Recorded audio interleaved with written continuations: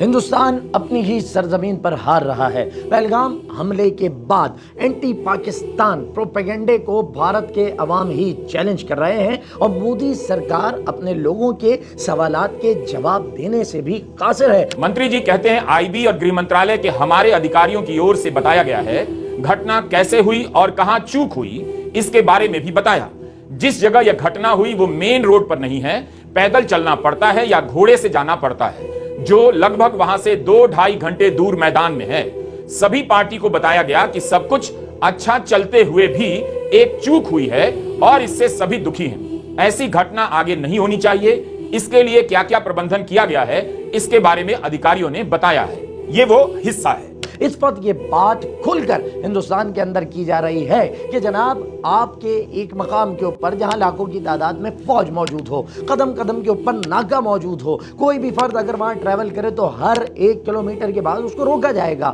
اس کی تلاشی لی جائے گی، اس کا آئیڈینٹی کارڈ دیکھا جائے گا۔ آپ ہر ناکے پر رکنے کے پابند ہو اور اس کے باوجود باہر سے چند لوگ آ جائیں، اپنے ساتھ اسلحہ بھی لے آئیں، ایک جگہ پر جا کر سیاحوں کو نشانہ بنائیں اور اس نشانہ بنانے کے دوران وہ بھارت کی خفیہ ایجنسی کے عہدیدار کو بھی نشانہ بنا لے اور اس کے بعد کسی کے کان پر جوں بھی نہ رینگے، وہ یہ سارا آپریشن کریں اور وہاں سے چلتے بنے، نہ وہ کسی کیمرے میں دکھائی دیتے ہیں، نہ وہ کسی سیکیورٹی فورس کی جانب سے روکے جاتے ہیں، نہ کسی ناکے کے اوپر ان کو روک کر ان کی تلاشی لی جاتی ہے۔ آیا یہ کیسے ممکن ہے کہ 7 سے 10 لاکھ فوج ایک آبادی کے اندر موجود ہو اور ایک چھوٹا سا گروہ، یعنی کوئی بہت بڑا لشکر نہیں بلکہ چند لوگ آئیں اور آ کر دہشت گردی کارروائی کریں اور چلتے بنے، اور اس کے بعد اس ساری ذمہ داری کو اٹھا کر پاکستان کے متھے مار دیا جائے؟ تو جناب عالی، تو مودی صاحب اب یہ سوال تو آپ سے آپ کے لوگ کر رہے ہیں، بھارت کے بسنے والے کر رہے ہیں، وہ اسے پاکستان کے ساتھ منسوب کرنے پر اسے آپ کی بددیانتی قرار دے رہے ہیں، وہ اسے آپ کی پولیٹیکل پوائنٹ سکورنگ قرار دے رہے ہیں۔ آج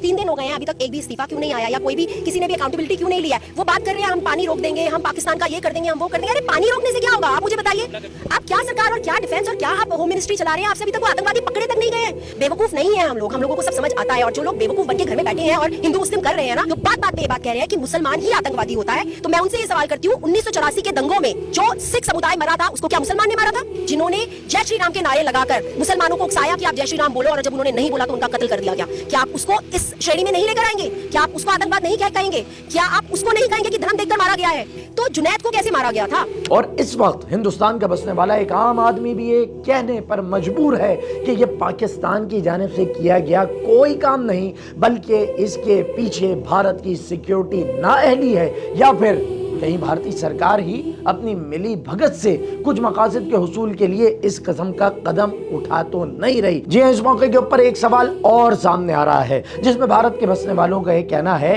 کہ جناب آرٹیکل پر آپ نے لگایا تھا کہ جس کے بعد آپ کا دعویٰ تھا کہ اس کے بعد کشمیر کی زمین کو سیکیور کیا جائے گا، وہاں امن و امان کی صورتحال کو بہتر کیا جائے گا، بھارتی شدت پسندوں کی جانب سے کشمیری طلبہ پر، کشمیری نوجوانوں پر، کشمیر کے مسلمانوں پر تشدد میں اضافہ ہوتا ہے۔ اس وقت بھارت کا بسنے والا ایک عام شخص بھی مودی سے یہ سوال کر رہا ہے کہ مودی ذرا یہ تو بتاؤ کہ جن مسلمانوں پر دہشت گردی کا، انتہا پسندی کا الزام لگا رہے ہو، کیا وہ خود اس دہشت گردی کا نشانہ نہیں بن رہے؟ کیا وہ خود اس انتہا پسندی کو آپ کی سربراہی کے اندر چلنے والی مملکت میں، ریاست میں نہیں جھیل رہے؟ بجائے اس کے کہ مودی سرکار شفاف تحقیقات کا اہتمام کرتی، بجائے اس کے کہ مودی سرکار اپنے جھوٹے الزام سے دستبردار ہو کر حقیقت کی جانب قدم بڑھاتی، اپنے حاضر سروس جنرل کو ہی معطل کر دیا گیا، کرسی سے برخاست کر دیا گیا، عہدے سے ہٹانے کا اعلان کر دیا گیا۔ بات یہیں پر رکتی نہیں ہے، اور بھارت کے تمام سابقہ رویے کو دیکھتے ہوئے،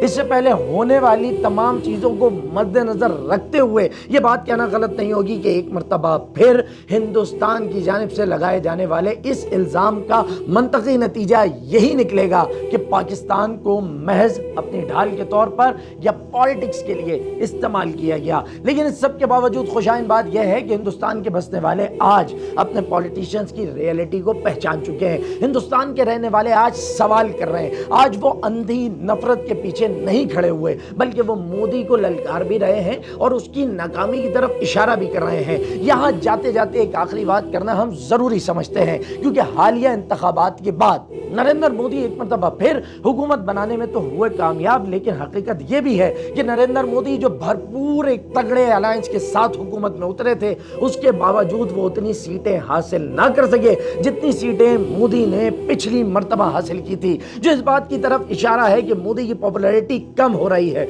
मोदी के ऊपर लोगों का एतमाद कम हो रहा है। लोग आरएसएस की इंतहा पसंद सोच से हटकर एक डेमोक्रेटिक हिंदुस्तान की तरफ बढ़ने की कोशिश कर रहे हैं, और उसी को बचाने के लिए, इंतहा पसंदी को फरोग देने के लिए मोदी के पास वाहिद रास्ता है कि पाकिस्तान को ढाल बनाया जाए और अपनी डूबती हुई सियासत की नाव को किसी दर्जे के ऊपर बचा लिया जाए, और उसी के ऊपर पूरी मोदी सरकार हमें इस वक्त अमल पैरा नजर आती है।